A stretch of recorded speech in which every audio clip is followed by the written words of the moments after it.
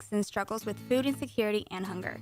And many people don't eat enough fruits and vegetables every day. The Better Living for Texans program is here to help you learn how to make healthy menu choices, save money at the grocery store, prepare quick and delicious meals, get more good nutrition in your day, and get more physical activity. Classes are fun, friendly, interactive, and free, and taught in English and Spanish. We are Texas A&M AgriLife Extension, helping Texans make their lives better.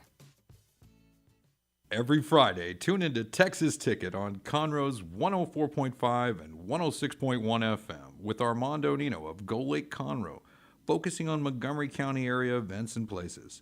Get a feel of the Texas spirit at the event, paired with guest and vendor interviews, event coverage, and ticket giveaways, and so much more. Join us Fridays and punch your Texas ticket. For more information on the show, visit irlonestar.com/Texas Ticket. You're listening to Lone Star Community Radio on 104.5 KCCW LP Conroe and 106.1 KZCC LP Conroe and worldwide at irlonestar.com. Thank you for listening to Lone Star Community Radio. This program was broadcasted and recorded live from the LSCR studios in downtown Conroe, Texas. Lone Star Community Radio is supported by listeners like you. Donate and sponsor today. For more information on getting involved with Lone Star Community Radio, contact us at lscrstudios@gmail.com or visit us online at www.irlonestar.com.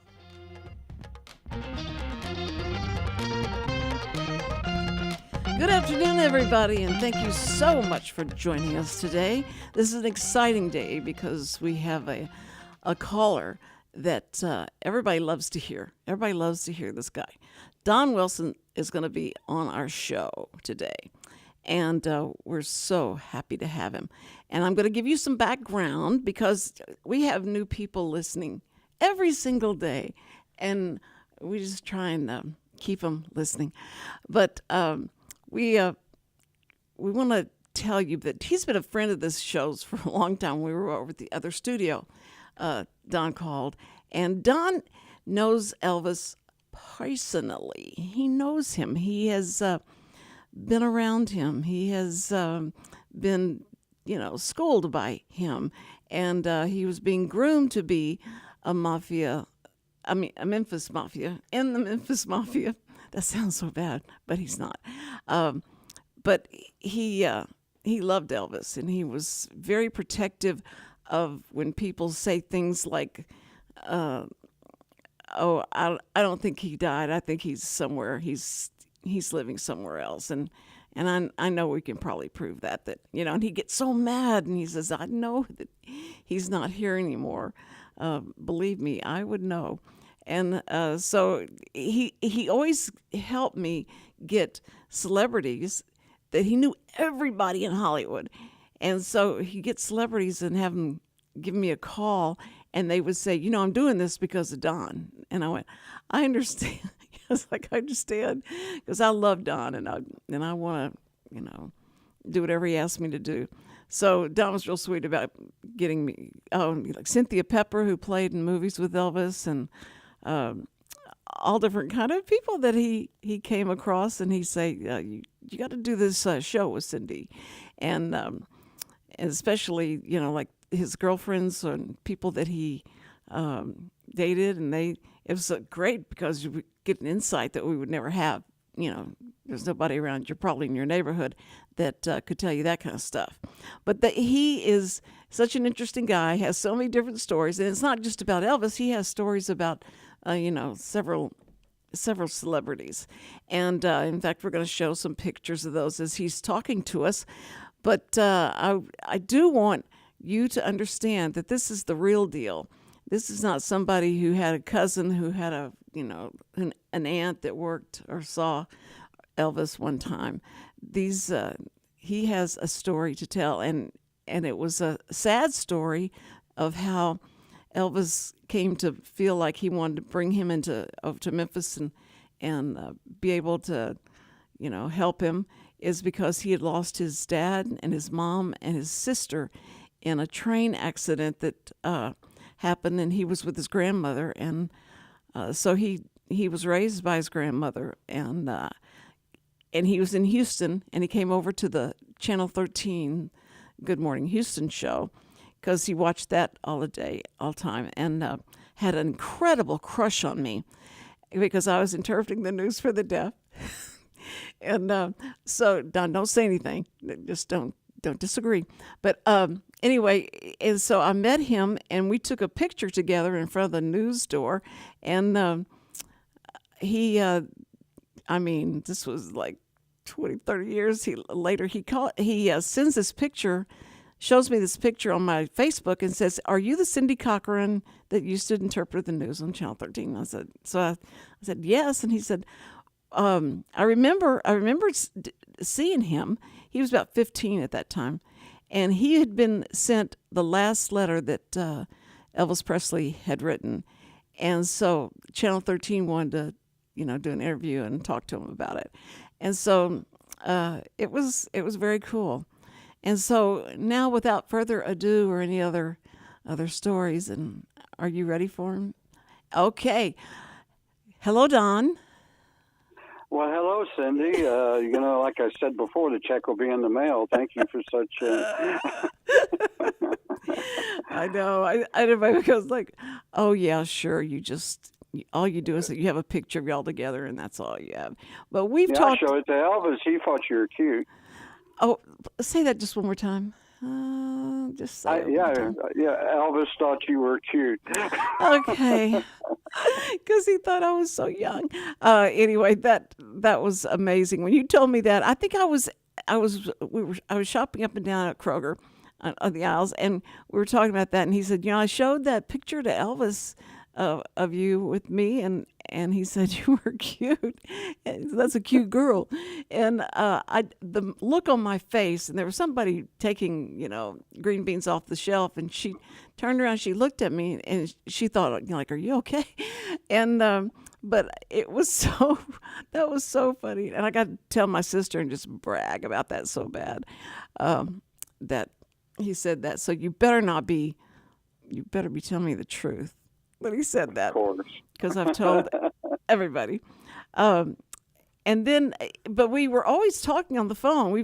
We have had so many different conversations, and then you'd come on the show, and we'd share, stories that you had about Elvis, and then you just inundated me with so many different celebrities. It was like amazing, and people that were friends, or his private nurse, and all these different people that had great insight and stories that were just so fascinating.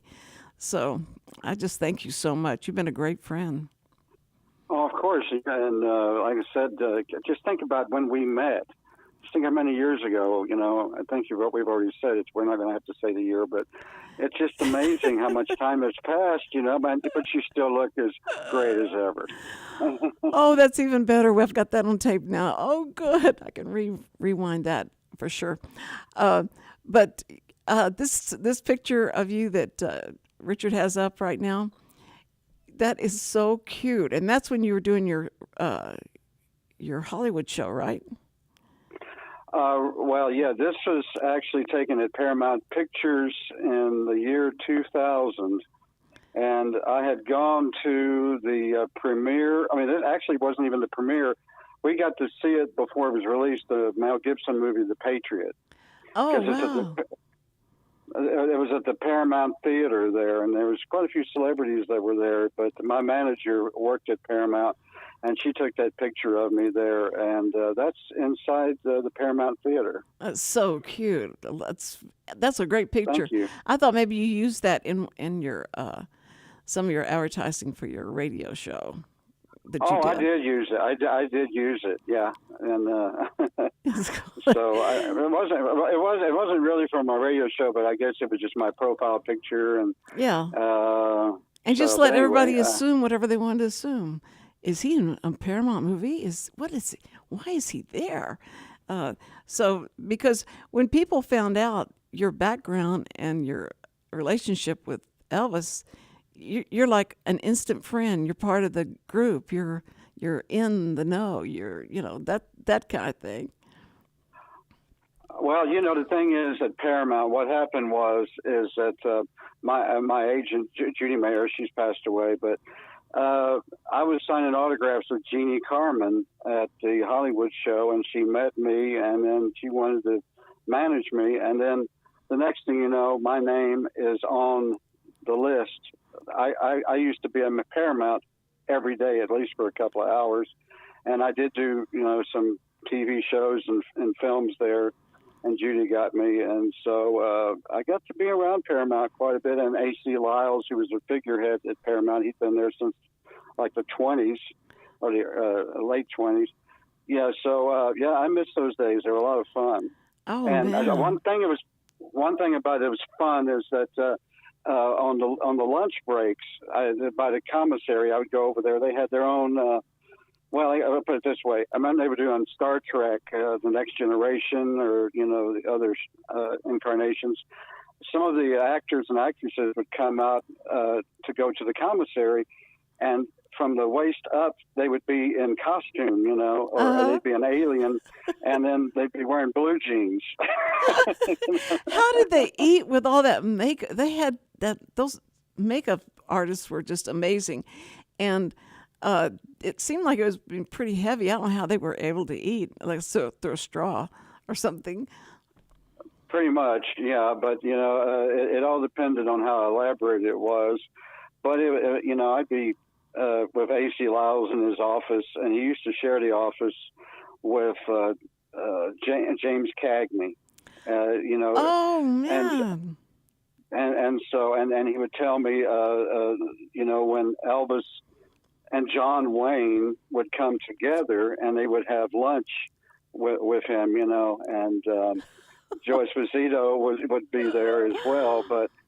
And it's just stuff that you never even, knew about, Right. But, the dream. Wow.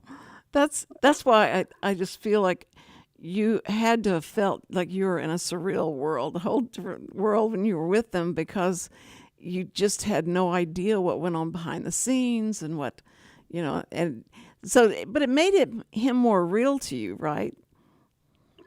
Oh, yeah. And, well, with Elvis, I met him at the Astroworld Hotel, and he put me at ease right off the bat, when he said, "Hi, I'm Elvis Presley," like I didn't know.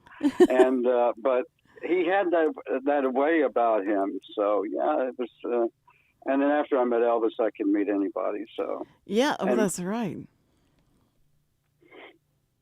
But I have so many memories there. So ever since I was a kid, at times even as a child, I'd be, and around all these great, people. And is there a movie camera on me? Is it because it's like the Truman Show or something. It's. But yeah, there was a lot of memories that still stay with me. Oh, they've got to. And when were you going to write your book? Well, I actually have written it. It's just that there's a lot that goes along with a book and everything, and I don't really like to travel anymore, and I'm just more relaxed and a homebody now. Maybe eventually. There's a friend of mine that used to be one of the head guys at Central Casting, and he keeps telling me about this. He wants to do a documentary on me, or in fact, he wanted to write a book on me. Maybe something like that. Oh man! But anyway, I don't really feel the time is right just yet. And then everybody does sex everything, when you buy a book, That's true. Well, when Red and all Red, I don't know his last name. Who was Red? West, yes. Okay.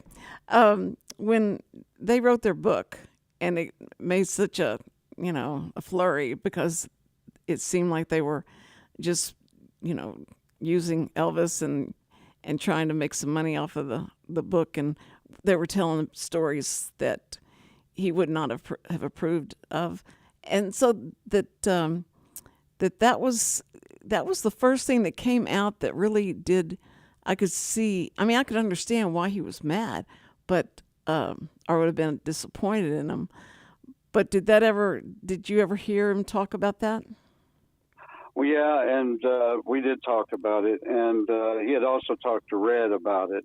And well, let me put it this way: I knew Steve Dunleavy. Steve Dunleavy is the one that really wrote the book, and he was such a sensationalistic writer. Red, Sonny, and Dave, they're all my friends. Well, Dave still is. Dave's still with us, Dave Hebler. But they, good, because, they were trying to wake Elvis up because, you tell Elvis, don't do this, don't do that. There's the door. And, but the thing is, they all talked into a tape recorder, and Dunleavy ran with it. And Dunleavy had a lot of errors in it. And so I really blame Dunleavy, for that. And in fact, the last time I saw him was at Sinatra's funeral, and he was hopping around everywhere trying to get a story and everything. And I was like, man, this guy never quits. Yeah, well, especially if you know that he has the past, he has sensationalized stories before, so you knew that he was going to do something really weird with Elvis's stuff, especially some of the stuff that I read. I was going like, I didn't want to even have that in my head, or a picture of any of that, because we all grew up with Elvis and felt like you really knew him, and he was a sweet guy, and you don't want to think about any dark side at all. Well, it was so blown out of proportion from what really happened, and they didn't really go into the thing about it. It's just like, there's more to it. Like one of Elvis's favorite sayings was, "There's more to it than meets the eye." Mm-hmm. Yes. And it's true, because there was nothing really good that was put in there. It was just like, well, every little bad point, let's just sock it to them one right after the other. Right. And that's so. But well, yeah, bless his heart, Dave's still with us, and he's making the rounds, and and he's got some other projects out there and meeting the fans and stuff. So yeah, of course, Red and Sonny are gone, but yeah, they're all my friends. Well, and I know that they were huge supporters of his, and that Mindy and you, though, I felt like when I would talk to y'all, and because Mindy was one of his last girlfriends, and yes, and I said that correctly, and so there's no more blowback about that. But I think that he, you two are really trying to protect and keep, what is truth about him, and what his intent was, and all that. That somebody's there to say that. So that's why I think you should write the book, so that you could have that in writing about his intent. Well, yeah, I kind of did in a way that the definitive Elvis, you remember, is, did I ever give you a copy of that? No. It's 16 hours. In fact, it went to the Guinness Book of World Records. It was my idea. I got it from Wink Martindale, who had a 12-hour radio show. And I said, we could only do that on video. And we did. Video came aboard, and there was like 16 hours. And everybody's on it. And there's I told my story on it. So, I don't think there's anything more to tell except for on your show. Well, see, we just have to keep them abreast of that, because of the, so many kids, you talk to kids about Elvis, and they go like, yeah, but he's not alive anymore. And I went, oh, yeah, he is. Yeah, he is. In a lot of people's minds, he's never died, and they listen to his music and talk about him, and there's still fan clubs and all that. So he's not gone, as long as you're talking about someone and he has so much publicity and all that. It was, and the scary thing that came close to them selling Graceland, and that was horrible.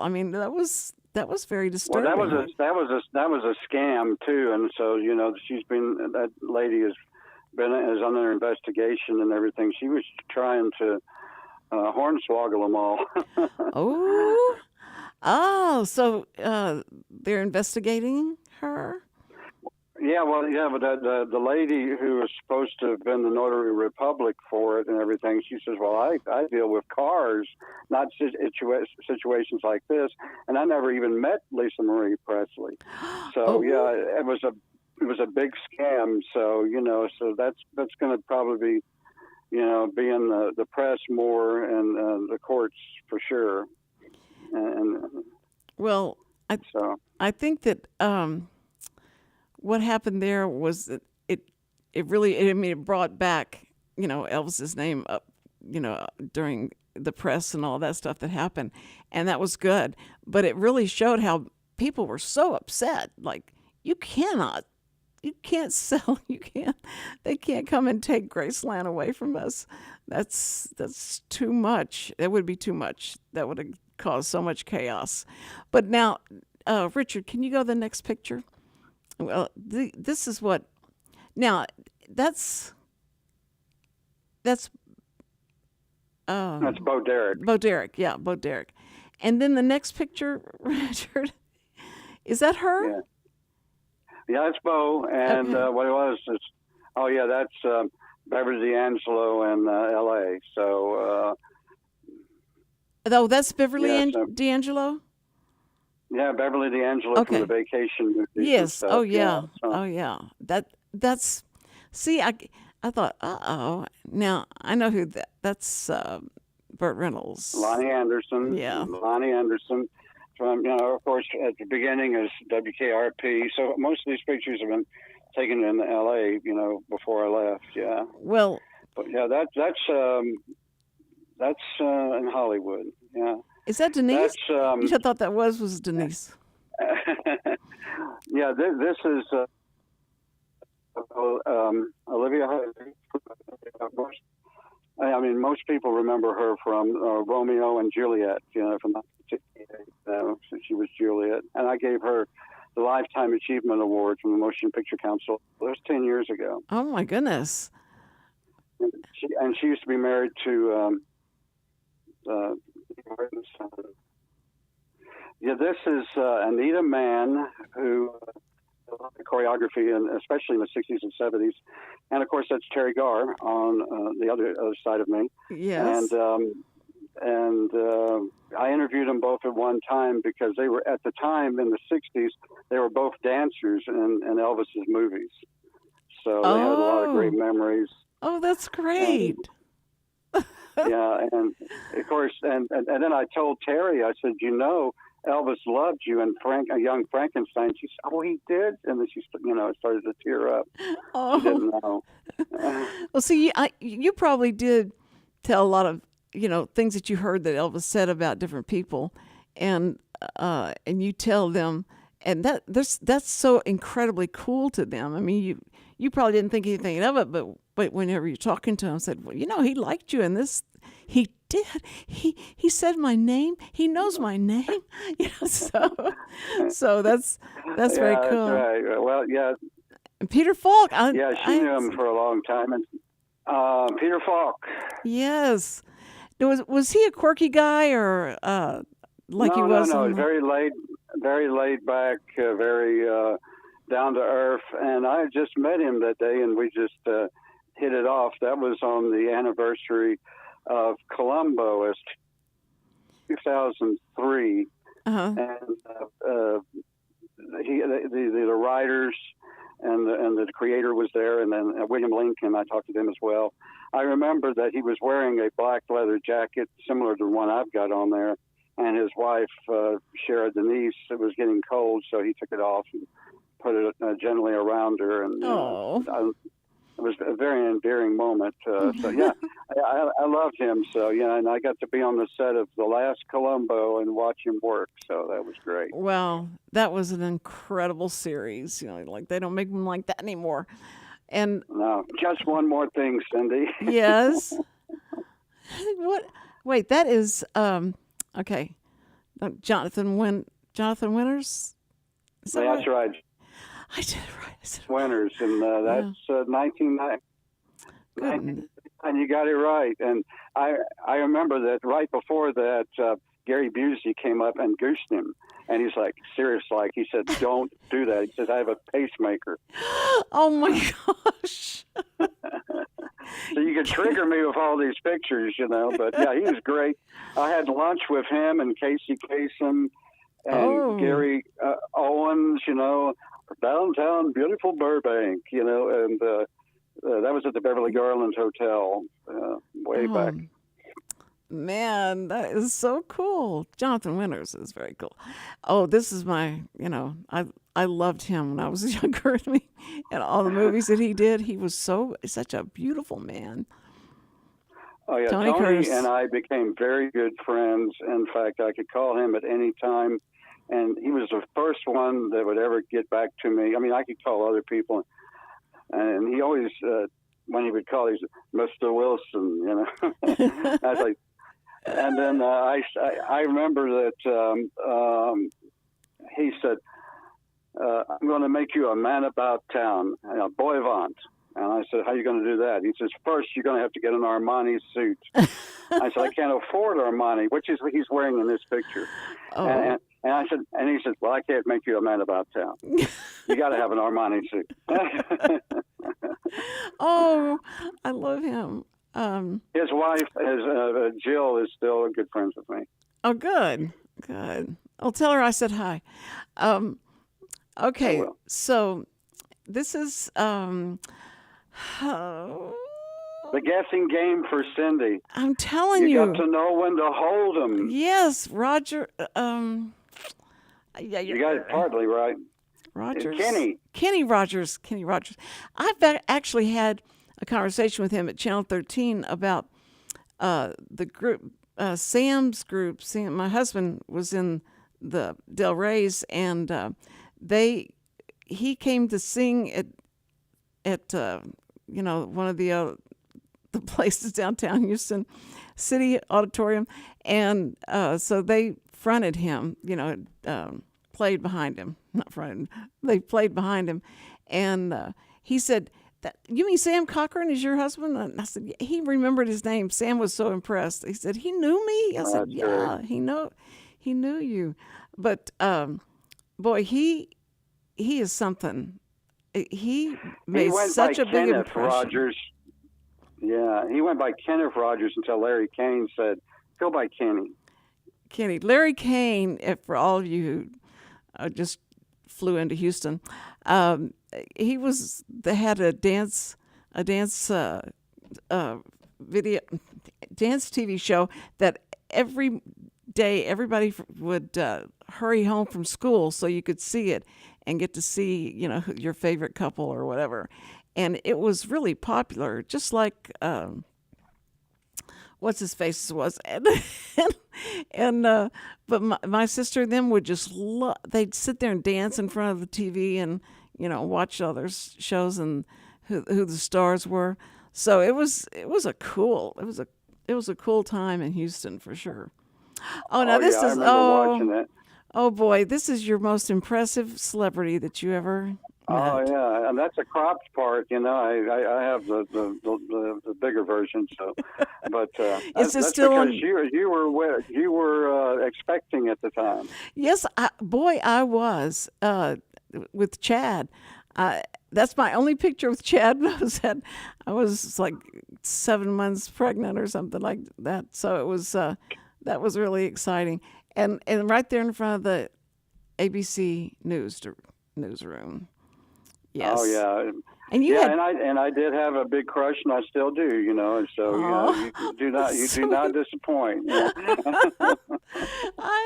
I love you so much. That's so sweet. I know Denise has been very understanding about our conversations because she is.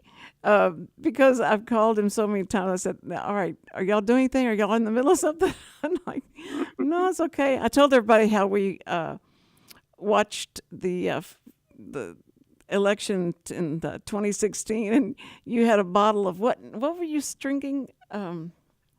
Jack Daniels. Jack Daniels at the time, yeah. As a rule, I don't drink except for times of the election. You know, I'm such a cokeaholic. But yeah, I said I'm going to have some Jack here, man. We were so nervous. We were so nervous. And I don't drink. So Richard said, "So what were you doing, Cindy? Snorting, or what were you doing?" He's so bad. He keeps making people think I've got drugs in the back of my car and everything. It's terrible. I'm so glad I'm sitting here with him. So when he says stuff like that, you know, it's like he's got Tourette's or something, and he'll just come out with it. And I'm like, why'd you say that? So I'm making notes. So okay. I'm calling Bob Smiley now. So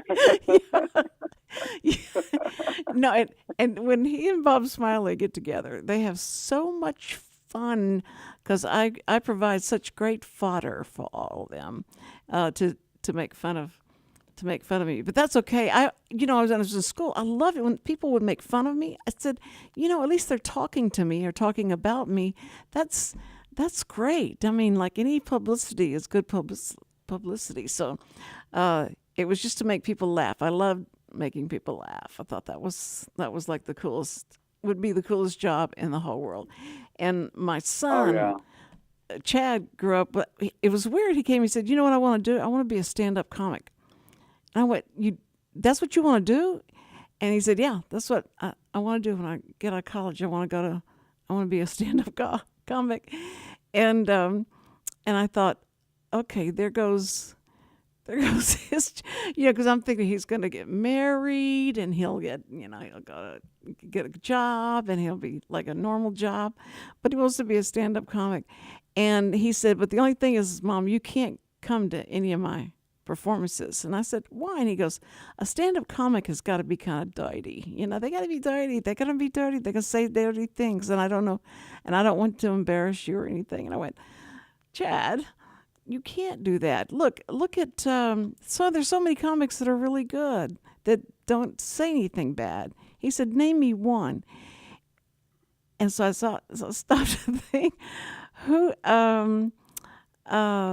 there was one guy, he was a big guy, and he, by the end of this, I better remember his name. Not Sebastian. Do you know what I'm talking about? Sounds like... Not right off. Anyway, but he never said anything bad. He was hilarious, just hilarious. He was so good. So anyway, I was afraid that he was going to want to be in entertainment and do that. But now you know what he's doing? He's the tech guy for school system. So I'm glad he got out of that and finally ended up with a job like that. But he taught for a long time, and he just used his classes to perform in front of. So it worked out. It was like, okay, that's enough of that's cool entertainment that you can have. Because whenever you were, let's see, how many jobs did you have? You started out with the radio program. Was that the first one that you broke out in the Hollywood? Was your radio show? Actually, I did a community radio thing in Memphis. Like this? And yes, and in fact, I tried out for it, and they put me to. I was trained, and I got my FCC license there, and it only took like 2 weeks for me to be trained, and then I was on the air. Oh my word! And so, and that. And of course, my friend George Klein was on another radio station there, and even though he was on a bigger station, I became somewhat competition for him, and I would be on his show, and he'd be on my show. So y'all self-promote. Y'all are funny. That's good. Yeah, and then when I left Memphis, they did an article about me, and the show was called Mystery Train, and I would say, "I'm the conductor on your Mystery Train. You never know what's coming around the bend," and the headline was "Mystery Train is leaving the station," and that was George the song. Wasn't that a song that Elvis did? Yes, it was. It was one of his son records. Yes, And, long time. Yeah. That's but cool. then I moved to Hollywood, and then I was doing the Elvis shows, and then I started doing extra work, and I was in some movies, and then I did reenactments, and I played Elvis and on the History Channel, and I was in 7 Days, the sci-fi series as Elvis. They did a time travel back to 1969, and there were several actors and actresses who became pretty popular later that was in that. And then I got a hold of the Definitive Elvis, and we did that. And so here, there, and everywhere. It's just whenever something happens. And then I made a couple of albums. I was on. I went did some stage work, and so it's tough to pinpoint me. And now I'm just lazy and at home. That's a picture. I have that picture of you where you're doing like that to Johnny Cash. Like you're. I think you're standing in front of the picture that you have of Johnny Cash, and you're standing there and looking like this was me, and I remember you talking about his family and how close y'all were. That was amazing. And then when I listened to your record of you doing Johnny Cash, I mean, you were doing songs of his, and you sound so much like him. I was like, good grief. Did Elvis Thank you, Cindy. I really do appreciate that. Did Elvis ever hear? Did he ever hear that? Did he ever hear your impression of Johnny Cash? Oh, well, the thing is, I was an idiot. I did impressions in front of everybody. I did one in front of Dylan one time. Bob Dylan? That picture that you're talking about of me in front of the Johnny Cash picture of me, that was actually taken at Paramount. That was the same day as that other one you showed. And in fact, I was in front of the Paramount picture. The stars from Paramount. I was in the lobby of Sherry Lansing's office, who was the president at the time. Oh, man. But the record company superimposed that picture of Johnny and I in that photo. Probably too much information, but that's okay. I won't tell anybody. I promise. But I did play two of the songs for Johnny before he passed away. And he had such an awful sense of humor. I think I told you before, and I said, "What'd you think of it?" And he said, "Don, I don't know you well enough to miss you if I kill you." And he said, "I like it," but he said, "I really like that bass player." He said, "Who is that guy?" Who was your bass player? Who played bass? Russell Scott. He was a rockabilly bass player because Johnny really liked him. As well as W.S. Holland, Johnny's drummer. In fact, a month after Johnny passed away, I was at Overton Park Shell in Memphis, and W.S. Holland, his drummer, backed me up, and we did Big River, which is one of Johnny's big songs in tribute to him. So, yeah, I've done a lot of fun stuff. You have, goodness, you have. That's amazing. And so when so people come over to your house that are like are friends of Denise, and they just don't know all that you've done, and so they just meet you like, okay, this is Denise's guy, and let's go have fun. This will be good, and you just talk about normal things that are going on, and all that. If they only knew all your background and all that you've done and you've seen and you've known and you've got stories for, that's got to be just like shocking when they start finding out who you are. Well, sometimes, I'll share it, or she will, but, as a rule, I really don't just come out and say, well, I did this or I did that or met this person, But, there's... I don't have as much up at the moment as I had before, but if somebody comes in, like the a plumber or or someone to work on the air or the heating or something, like that, then they'll start asking questions.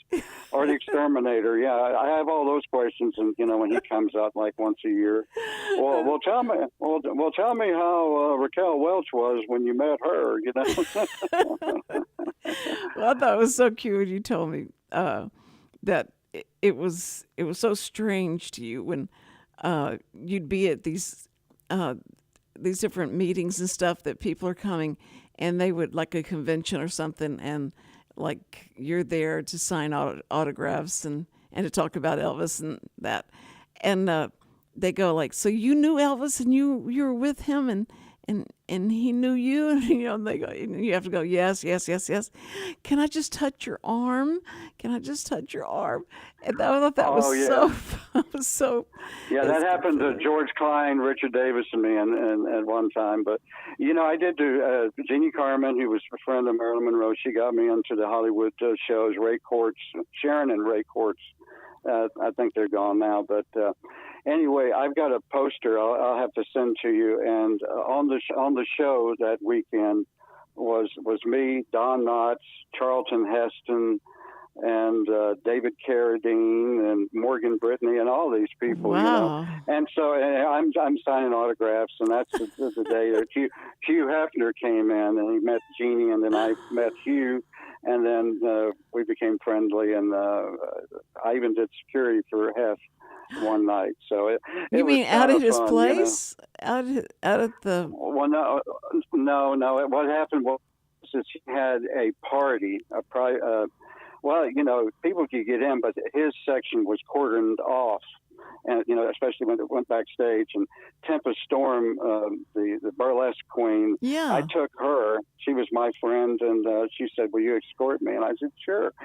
And then one of Hef's girlfriends, because at the time several of them, was Stacy Burke, and one of the blondes. And of course, she was in The Girls Next Door in some of the episodes. But anyway, I went over and talked to her. I kissed her on the cheek. She kissed me on the cheek, and I looked over, and there's Hef, and he's looking at me, and it's behind the ropes. And here's this big guy that comes over and everything, and he looks like Wilt Chamberlain and everything, And he said, Mr. Hefner would like to talk to you. And how do you know Stacy? And I said, we're just friends, we know each other online. And then I said, I escorted Tempest tonight. Oh, and then it was different. And then he said, and he introduced me, and so he's just like, join the party. So that is I got wow. But I told Hef, I said that I'd met him before, and it was Jeannie Carmen, and then he perked up, and after that I saw him a few times. He was cool. I know you were like being real close to being crossed off the list, so it's a good thing you had all that backup of, dropping names. That's what you got to do. I think probably. What? Go ahead. No, go ahead. Well, I was going to finish it. What happened was that security guard, he was doing, he was making sure nobody got in or out or whatever. And what happened was he had to be excused a little bit, and a men's room or something, And then he asked me if I could take over, and it over to me. And so you mean you were like letting quickly people in? Evidently, I became very trustworthy all of a sudden, And he says, "You're doing a good job." He says, "You keep it up, I might, take you on." Oh, that's so cool. But then things got weird after his death. People did not want to let him go. They just did not want to let Elvis go. So all the pop-ups of Elvis sightings happened. I remember that going on, and then this guy that. A friend of mine kept sending me videos and said, "Now, do you believe this or not? That this guy it's like it was all a scam. They were just Elvis wanted to get out of everything. He didn't want to perform anymore, and he wanted to leave the entertainment field, and so he was just going to fake his death. And so that's what I remember that happening. And so I watched the video, and this guy really did sound a lot like Elvis and had a look like Elvis. But I knew for sure because I tried to tell people and tried to tell this person that sent this to me, look, I talked to the guy that was his hairdresser, Larry Geller, for all these years. And when he died, they had him come out and do his hair because it had gotten white because he was on a hiatus or something. And he said he was the last person to see Elvis in the coffin, and because he held back, he just wanted to be the last person to see him, and then he closed the coffin, and he said, and then I said, and Don knows he was gone. He knew it. He was there with them. All the people knew that it was real, that he was gone. But these shows kept popping up, and this was like maybe 2 nights ago. That show that you were on, they had you come on, where this comedian was interviewing different people and why they believed that Elvis was still alive, and that you had to come on and refute. Conspiracy Zone with Kevin Nealon. Kevin Nealon, that's right. And I went, oh my goodness! So I got to watch that again. That was so cool because these people were, saying this, and you had to refute it, and you had to, bring sense to the thing, and you were very calm. You didn't get, start yelling at them for making these statements and saying the stuff they were saying. It was just, it wasn't right. But I know that. Well, I told him you don't know anything, pal. Yeah, that's right. You didn't know Elvis. I remember that. Yeah, I remember that they used that as the blurb on the network for the show. I know. It was like they did that, and then they cut to a commercial, and come back, and y'all were going to be fighting or something. But it was so cool, and it was great knowing that. When you talk to people that have actually been there, been with them, there's just no question that, no one's trying to keep a secret. If he was alive and all, it would have been, it would have been proven by now. So it wasn't. Yeah, they were just trying to sell papers, Cindy. That's right. all it was, Yeah. Yeah. So, because in a nutshell, when I lost my family, and my grandmother wanted me not to fear death, and at my father's casket, she told me to touch him, kiss him on the forehead, goodbye. She said, I don't want you to be afraid of death. So I touched his hand. And usually after that, if it's Charlie Rich or whoever it was, or a friend of mine, I touched them and just said goodbye, And that was another wives' tale, I guess, Texas, that if you touch them, then you won't have bad dreams, or something. I don't know. It's weird, but that's what I did with Elvis. And I went over and I touched his hand and I said goodbye. I know it was him. He wasn't no wax dummy. No. And, that must have been something back in the day because, I'm a lot older than you are, but we still, went through that 50s, 60s and stuff like that your parents took you through, and you saw a lot of the things that I had to deal with. But I was about 8 years old when my grandmother died, and this uncle of mine said, you need to kiss her goodbye. And I went, what? No, I'm not kissing.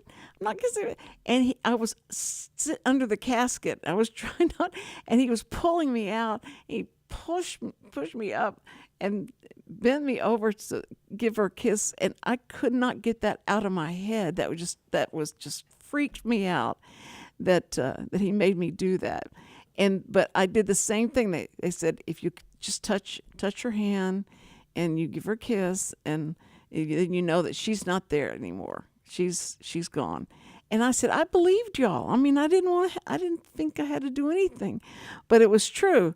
And from that point on, when somebody died and there was an open casket, that's what you need to do to, like you say, you wouldn't have bad dreams, and you wouldn't, think they came out of the grave or something to get Well, you. yeah, and so I figured that, there's something else there we have in common there. What do you know? And Yes. it must be a Texas thing too, so. I think that was, in fact, it was in a movie that same thing happened, that the little girl ran and got under the house, and they had to come get her and pull her out and make her kiss the mother or dad or so ever goodbye.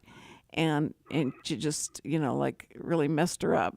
But, and when I saw that just triggered me. I went, oh, good grief. I mean, people really did that. Everybody was doing that.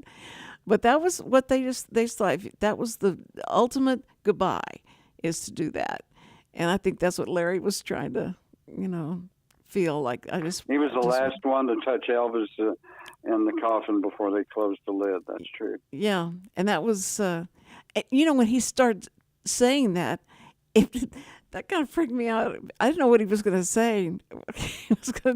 Because he started that story, and but it was fascinating, absolutely fascinating, that he did that, and I totally understand why. I understand that. And Larry and I have talked about things like he and I have had vivid dreams of Elvis coming back and talking to us, and it'll feel just like he was there. So it was about a year or so ago that Larry and I both had similar experiences like that. Really? Has Mindy ever said anything like that? Mindy? Well, it's like he lets it be known. I don't know about any dreams. I haven't asked her about that, but he lets it be known when he's around. That's for sure. That's what I remember her telling that, and when she was talking to a group of people, and she started talking about that, and that's very cool. I think that we all have to deal with something that's that traumatic, and and when I found Sam, and when it was horrible. It was just a shock, and I found and he was dead, and I was like, this, you can't understand, you can't wrap your head around it. And then everybody, all the kids, and said, Dad came. I saw Dad last night, and I said, you did, and different ones would say that, but I said, he never came back and said anything to me. I was like, oh no. So one night I was laying in bed, and I turned around because I heard him say, hey, and I looked over, and he says, okay, come here, and then I started to get out of bed, and then he was gone, and that was it. I thought but the sound he made was like I'd done something wrong, and he was going to show me what I'd done. And I said, oh, that's a great memory to have. But it was so true to how many times he had to come tell me, come here, I got to show you something. And oh yeah. And so it was that's what I got. But it was, I think that if that's what helps us get through it, that's great. I mean, I think, God gave us imaginations, gave us all that we have that we need to help ourselves with. So I think, and Richard said, wind it up. We got to get off.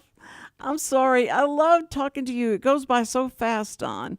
So I just next time I'll tell you about Elvis and Marty Robbins on different occasions talking to me about death. That's kind of interesting. So maybe we'll talk about that another day. Okay. Well, there's death. But it's, in other words, Marty's was kind of funny. But anyway, I love talking to you, Cindy. Oh, well, I love you so much. That cliffhanger. Yeah, that's right. That's right. Okay, well, we will talk again soon, I'm sure. Tell Denise I said hi, and okay. All right, love you. Bye-bye. Love you too, Cindy. I enjoyed it so much. Okay.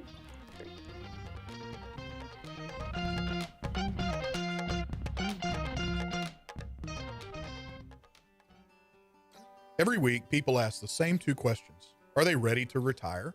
Will their savings last for their lifetimes? Hi, this is Chris Wootton with Wootton Financial Group. Our firm has been in Montgomery County for decades, but the hopes and dreams of the people we serve never change. We help answer these two questions and many more that people have about their uncertain financial future. We have a simple introductory client experience that allows us to get to know the client and includes a few meetings for the client to kick the tires at no charge. We provide a concise, one-page summary that helps the client get a better handle on which questions are the right questions for them. To learn more about Wootton Financial Group's process in helping their clients to a clearer financial future and to see their contact information, visit Cindy Cochran's show page on irlonestar.com/TCCS. Wootton Financial Group is a proud sponsor of the Cindy Cochran Show. Wootton Financial Group is available by phone at 936-449-5952 or visit them on the web at www.woottonfinancial.com. That's www.woottonfinancial.com. This program is sponsored by the Wootton Financial Group. It is not the intent of Wootton Financial Group to render or offer personalized investment advice or financial planning advice through this radio program or any related website. Wootton Financial Group's participation in this program is limited to providing general information on financial matters and should not be construed as financial recommendation or investment advice. Investment advisory services are offered through Game Plan Advisors, Inc., a registered investment advisor registered with the Securities and Exchange Commission and the state of Texas. Insurance services are offered through Wootton Financial Group, Inc. Game Plan Advisors and Wootton Financial Group, Inc. are affiliated through common ownership, and neither firm is affiliated with The Cindy Cochran Show. No listener should assume that any information presented and or made available on this program serves as the receipt of or a substitute for personalized individual advice from Game Plan Advisors, Wootton Financial Group, or any of their